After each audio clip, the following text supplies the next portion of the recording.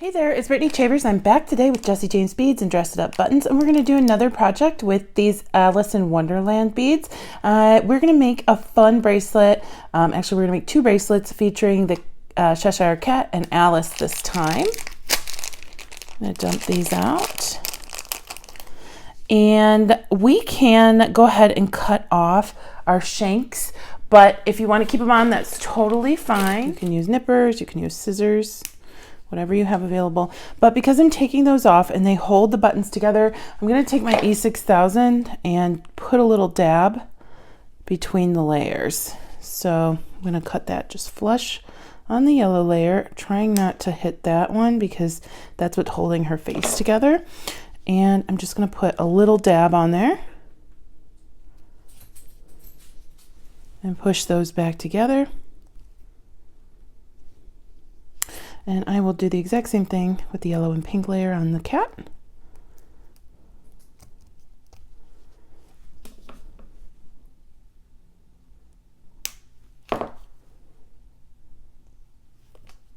Although I'm pretty sure the eyes would have held those in place, but better safe than sorry. And then I'm going to do my favorite thing that I do when I'm making buttons into jewelry. I'm going to take a little ring and attach it to the top of each one of my characters. So I'm going to take my E6000, put a little dot right there, and a little dot right there.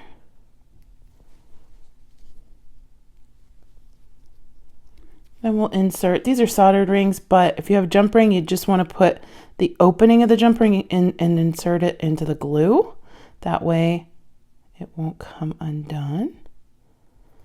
And then we'll do the exact same thing with Alice.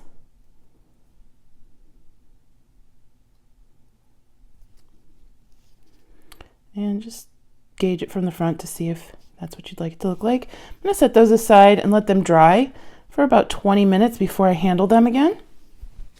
All right, I've waited some time for my two charms to dry, and I also have some chain from Jessie James Beads. This is some cool heart chain, but you can use whatever chain pretty much that you'd like to use as long as it's larger lengths like this. And I'm going to show you a great technique that's perfect for a beginner, or maybe you don't have a lot of time and you need a project, or you want to use up some scraps of your chain. I've recently shown another stretch bracelet with chain, but this one's going to be quite different. I just have some 0.8 millimeter stretch cord, and then I have a couple different sets of beads. I have this Color Classics powder blue strand that we're going to use with Alice, and then I have pink dragon fruit that we're going to use with the Cheshire Cat. All right, starting with Alice, I'm just going to cut open my strand. I also have some of this really fun ice cream mix in Cookie Monster. I think we're actually going to use a couple of these just to supplement with those. Great color mixing there.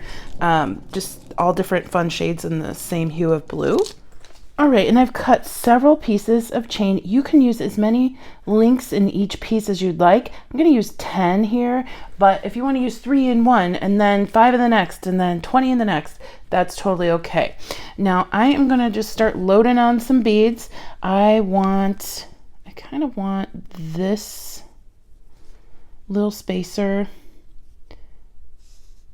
where it's going to be up against my Alice. I'm going to put her on a jump ring. I'm going to attach a jump ring to the pendant in just a moment, but I'm going to put on that little spacer that was from our strand, this fun saucer crystal, and then I'm going to just kind of wing it. I'm going to go and choose like this blue. So we definitely need a bling ball on here.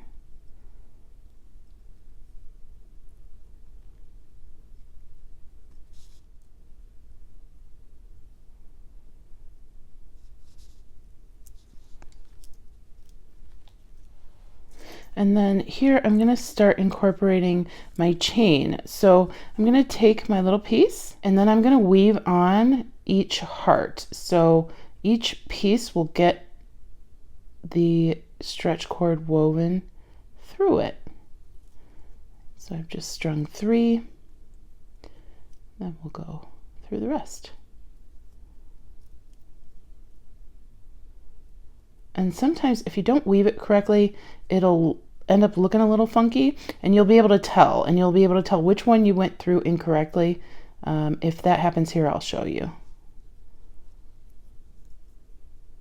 You're just coming in and out of your little hearts.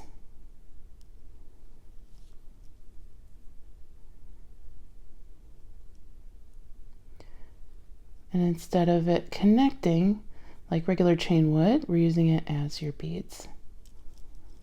So I didn't go through any of them incorrectly, so they're just laying against each other like that, and that's our spacer bead.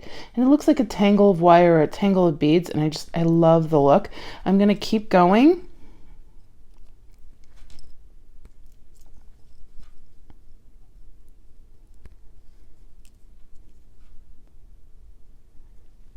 And I'm going to add another one.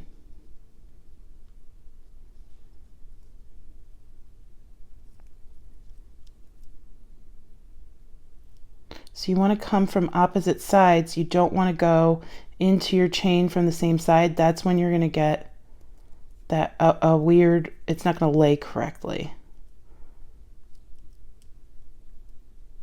And then we have our next spacer. I'm going to go ahead and finish loading on my beads, and then I'll show you how to finish off the bracelet.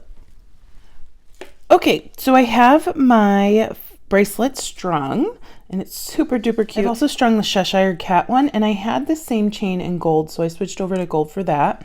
I am going to go ahead and pre-stretch my cord, and that's so it doesn't stretch out over time. It will, but not as much if you pre-stretch. And you just want to go down your cord and pull tight. Now you can do this before you string any beads. I always forget to do it because I've always done it after I've strung.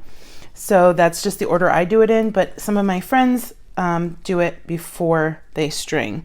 All right, so then I am just going to tie a knot, and I do that by doing an overhand knot 3 times. I'm just going to go 1,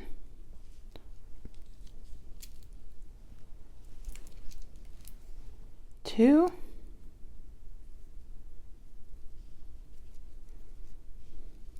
make sure it's not getting stuck in your chain, and we're looking good there. I'm gonna pull tight, and then 3.